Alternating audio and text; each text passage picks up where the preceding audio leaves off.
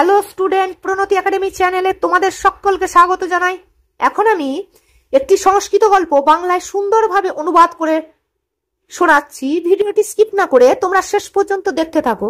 আশা করি ভিডিওটি তোমাদের খুব হেল্পফুল হবে। তো চলো শুরু করি। গল্পটি হলো গুরু ভক্তি, অর্থাৎ গুরুর প্রতি ভক্তি। এই গল্পটি কিন্তু অন্য রূপেও আসতে পারে, যেমন একলব্যস্য গুরু দক্ষিণা, এই রূপেও কিন্তু এই গল্পটিকে দেখা যায়।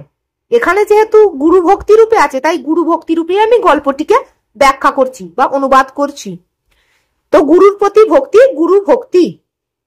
দ্রোণাচার্য কৌরব পাণ্ডবানাম অস্ত্র গুরু আসিত। দ্রোণাচার্য ছিলেন কৌরব এবং পাণ্ডবদের অস্ত্র গুরু। কস্যচিৎ নিষাদ রাজস্ব পুত্র একলব্য, কোন এক ব্যাদরাজের পুত্র একলব্য একদা একদিন অস্ত্রবিদ্যা লাভার্থং দ্রোণাচার্য সমীপম আগত। অস্ত্রবিদ্যা লাভের জন্য দ্রোণাচার্যের নিকট এলেন। সতস্য শিষ্যত্বং প্রার্থয়তে স্ম, সে অর্থাৎ একলব্য তস্য মানে দ্রোণাচার্যের শিষ্যত্ব প্রার্থয়তে স্ম, শিষ্য হতে চাইল। কে? একলব্য শিষ্যত্ব প্রার্থনা করলো, মানে তার শিষ্য হতে চাইল। দ্রোণস্তু তং, দ্রোণ কিন্তু তাকে নিষাদ রাজপুত্র বিজ্ঞায় পুত্রং বিজ্ঞায়, দ্রোণ কিন্তু তাকে ব্যাদরাজের পুত্র জেনে, বিজ্ঞায় মানে জেনে, প্রত্যাখ্যাতবান প্রত্যাখ্যান করলো, অর্থাৎ তাকে শিষ্যত্ব প্রদান করলো না। তত তারপর স অর্থাৎ একলব্য প্রত্যাগত ফিরে এসে গভীর অরণ্যে, গভীর যুক্ত অরণ্যে, গভীর অরণ্যে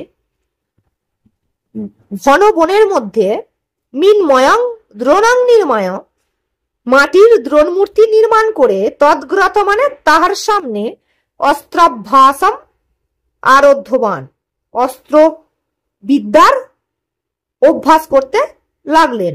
স্বল্পকালেন স অস্ত্রবিদ্যায়াং নৈপুণ্যম অলভত, খুব অল্প সময়ের মধ্যেই স অর্থাৎ একলব্য অস্ত্রবিদ্যা মানে অস্ত্র চালনায়, নৈপুণ্যম অলভত মানে নিপুণতা লাভ করলো বা পারদর্শিতা লাভ করলো। একদা একদিন পাণ্ডবা কৌরবাশ্চ, পাণ্ডব এবং কৌরবেরা সর্বে সকলে দ্রোণাচার্যেন সহ দ্রোণাচার্যের সহিত মৃগয়ার্থং মানে পশু শিকারের জন্য কুকুরমাদায়, কুকুরকে নিয়ে বনং গতবন্ত, বনে গেলেন। বন মধ্যে নিগম অন্নিসন্তে যদা, বনের মধ্যে হরিণের খোঁজ করতে করতে, অন্নিসন্তে মানে হরিণ খুঁজতে খুঁজতে, তে যদা ইতস্তত বিচরন্তি, তারা যখন এদিক ওদিক বিচরণ করছিলেন, তদা সহসা তখন হঠাৎ কুকুরস্য মুখে, কুকুরের মুখে যুগপথ মানে একই সঙ্গে বিদ্যান সপ্তসরাম, সাতটি তীর একসঙ্গে বেঁধে আছে, অবলক্ষ দেখিয়া, তে পরম মানে দেখার পর তারা বিস্ময়ান্বিতা অভবত, তারা খুব অবাক হলো। কারণ কি জানো, সাতটি তীর একসঙ্গে বিঁধে আছে। এবং এখানে আরেকটা কথা বলে রাখি, এই সাতটি তীর বিঁধেছে কিন্তু এক ফোঁটা রক্ত কিন্তু মাটিতে পড়েনি, এখানে সেটা বলা নেই। এইরূপ দৃশ্য দেখে তারা কি করলো, অবাক হয়ে গেল।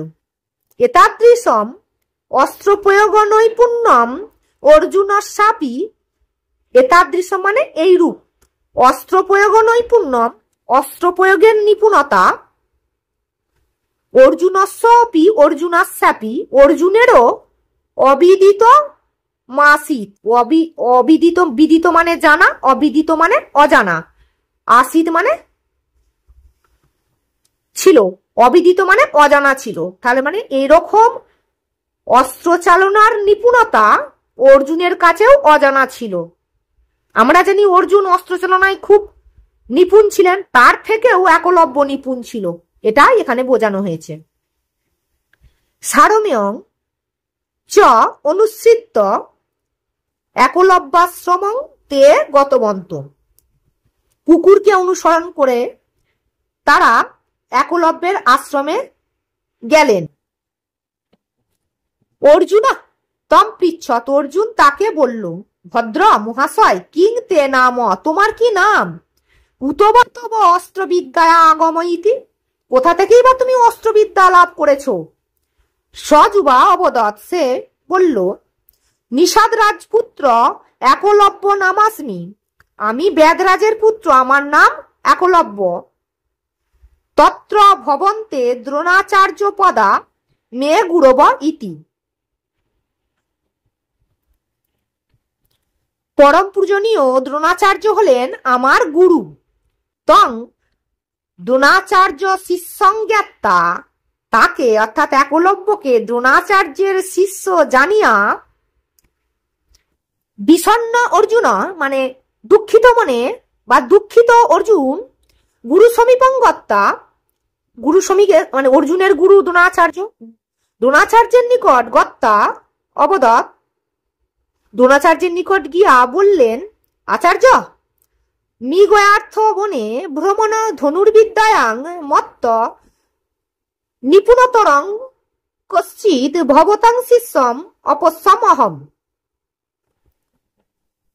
মৃগয়ার জন্য অর্থাৎ পশু শিকারের জন্য ভ্রমণকালে ধনুর্বিদ্যায় মত্ত মানে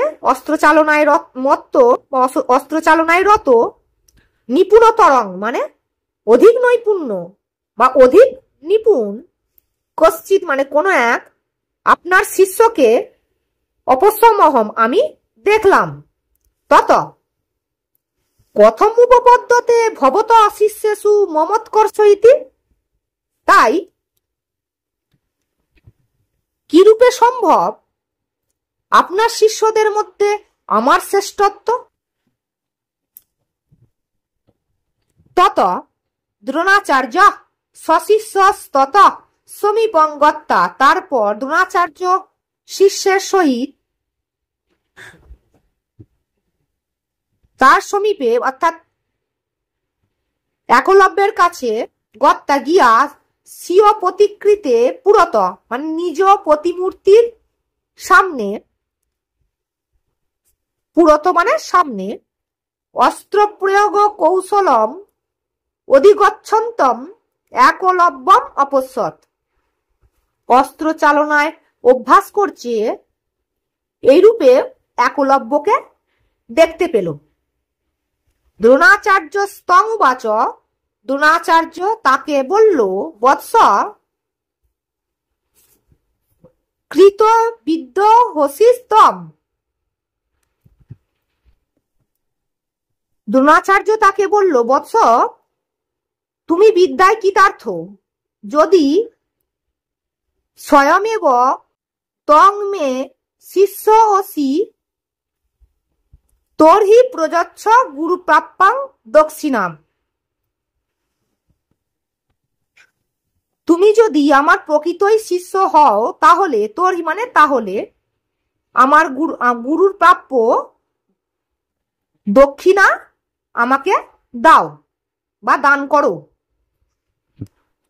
অতীব হৃষ্টমনা একলব্য অবদৎ, খুব আনন্দিত মনে একলব্য বলল, দেব প্রভু অনুগৃহীত হম, আমি আপনার অনুগৃহীত। আদি সতু কিং প্রযচ্ছামি, আদেশ করুন আমি কি আপনাকে দান করতে পারি। দ্রোণাচার্য অবদৎ, দ্রোণাচার্য বললেন, তব দক্ষিণ হস্তস্য অঙ্গুষ্ঠং দিয়তাম, তোমার ডান হাতের বুড়ো আঙুলটি আমাকে দাও। তৎক্ষণাদেব, তৎক্ষণাৎ মানে সঙ্গে সঙ্গে, প্রীতমনা একলব্য তেনক্তম অঙ্গুষ্ঠং ছিত্তা, তখন একলব্য তার ডান হাতের বুড়ো আঙুলটি ছিত্তা মানে কাটিয়া কেটে গুরবে দ্রোণাচার্যায় দত্তবান, কেটে গুরু দ্রোণাচার্যকে দান করিলেন। ভিডিওটি যদি ভালো লেগে থাকে একটা লাইক করবে, বন্ধুদের মাঝে শেয়ার করবে, সর্বোপরি সাবস্ক্রাইব করে পাশে থাকা বেল আইকনটি প্রেস করে রাখবে। পরবর্তীকালে আমি নতুন নতুন আরো ভিডিও দেবো। তো চলো, thank you so much for watching this.